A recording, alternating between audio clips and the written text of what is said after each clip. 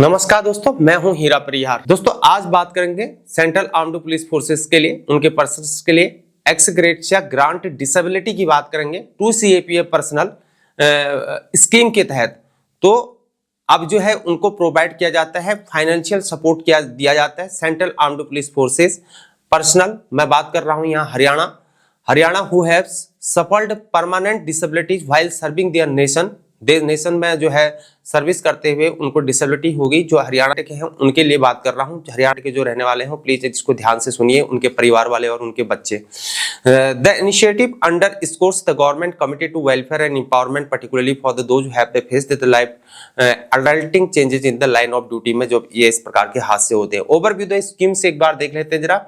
Implemented by the सैनिक and अर्धसैनिक welfare department the government of Haryana की तरफ से this scheme offers an ex gratia grant of the CAPF members who have been the rendered permanently disabled due to the circumstances such as wars के दौरान, operational duty के दौरान, terrorist आतंकवादियों से activities के दौरान, या कोई भी नेचुरल डिजास्टर हो जाता है उसके दौरान। The amount of the grant determine the severity of the disability, ensuring that most of the affected receive appropriate financial assistance। तो बेनिफिट ऑफर्स कौन कौन से दिए जा रहे हैं इसको भी देखना है आपने। डिसेबिलिटी जो होता है 75% से अगर ऊपर है तो आपको जो है यहाँ पर 35 लाख रुपए मिला करते हैं। 75% से अगर ऊपर आपकी डिसेबिलिटी है तो आपको 35 लाख रुपए हरियाणा गवर्नमेंट देगी। डिसेबिलिटी बिटवीन 15 to 50 से लेकर 74% होती तो आपको 25 लाख रुपए देगी। और डिसेबिलिटी बिटवीन 25% से लेकर 49% है तो आपको जो है हरियाणा सरकार कितने देगी? 15 लाख रुपए देगी।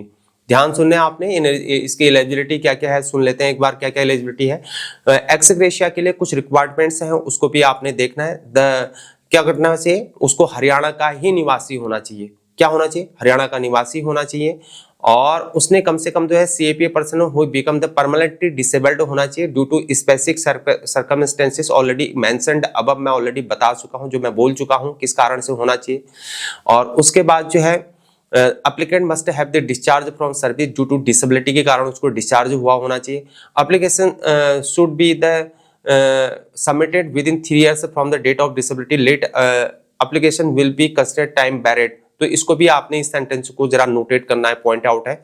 और eligible candidates can apply the grant online through the Antyodaya सरल पोर्टल में जाकर आपने करना है। और अंत्योदया सरल पोर्टल में आप जाकर आप नेट में जाकर इसको विजिट करना है। जो भी हमारे सेंट्रल आर्म्ड पुलिस फोर्सेस के जो भी जवान हैं, अगर उनके साथ ऐसा हादसा होता है और रिटायर आते हैं किसी कारण से, तो ये डिसेबिलिटी कारण, तो ये हरियाणा से बिलोंग करते हैं, तो इस कार्रवाई को आपने करना है, ठीक है ना। ऑनलाइन करके या वहां से जो कॉल सेंटर है वहां पर जाके आप कर सकते हैं, ठीक है ना, वहाँ अंत्योदया सरल पोर्टल में जाके, ठीक है ना। और अप्लाई करना है स्कीम के लिए, ठीक है ना। एप्लीकेशन ट्रैक और उसके जैसे विजिट करना आपने, इन चीजों को आपने देखना है, ठीक है ना। एलिजिबिलिटी मैंने बता दी आपको, बेनिफिट्स आपको बता दी मैंने कितना मिलता है, और अप्लाई कैसे करना है ये भी आपको बता दिया है कि अंत्योदय सरल पोर्टल में आपने जाना है, ठीक है ना। तो मेरे दोस्तों, मेरी जानकारी यहीं पर खत्म होती है। वीडियो को आपने लाइक करना है, अपने बडीज के साथ, अपने परिवार वालों के साथ, इनके साथ शेयर करना है। जो भी रह जाते हैं उनके साथ शेयर करना। कोई हरियाणा का है तो छूट न जाए प्लीज।